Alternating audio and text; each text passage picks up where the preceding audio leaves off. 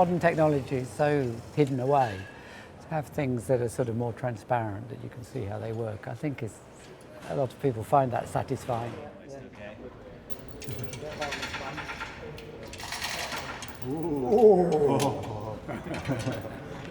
Look at that! No project. Traditional science museums all used to have large display cases full of mechanisms that work like this.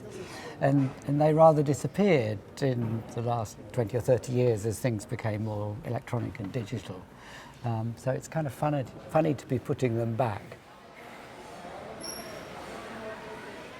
How did you sort of get the idea for this particular theme or whatever? Was it?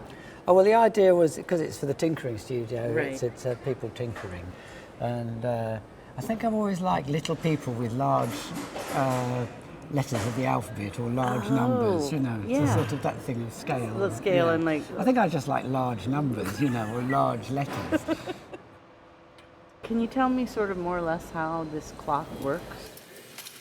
Well, it's the little wooden characters are working on the numbers of the clock.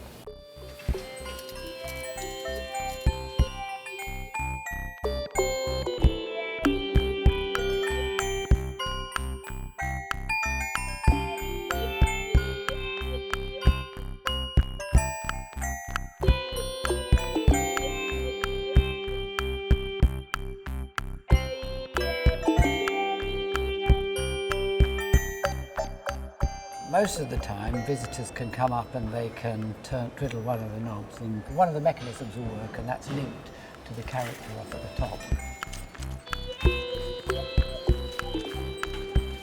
And then on the hour, they all have to finish off their work on the numbers, so then motors operate all the mechanisms and all the characters all simultaneously.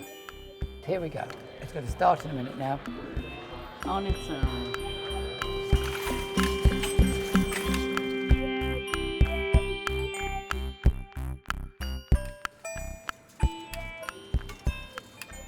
And then, once they've finished work, then the numbers all swing out to form the dial.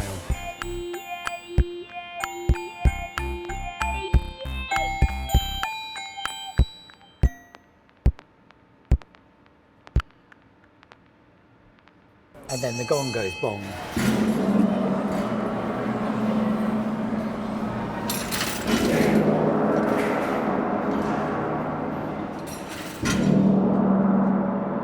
There's this kind of nice, really slow build. Is that intentional? That was sort of intentional. Yeah. That's why I added the flashing orange light. Oh yes, I love I'm the not orange subtle. light. I love the way that all these gadgets now flash their presence. Yes. And so I thought, why shouldn't I go?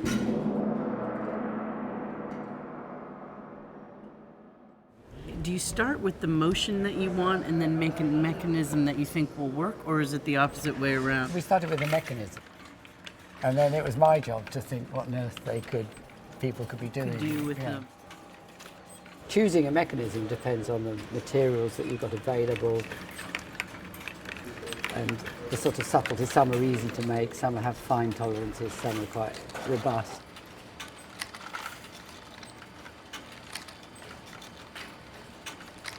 The thing about clocks is that people don't need, they've all got the time on their phones, or even before then they had sort of accurate wristwatches, so they really are just for fun.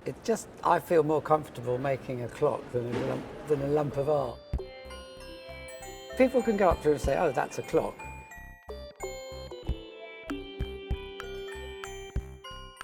Unfortunately, this won't help anybody understand how a clock works. Yeah, that's true.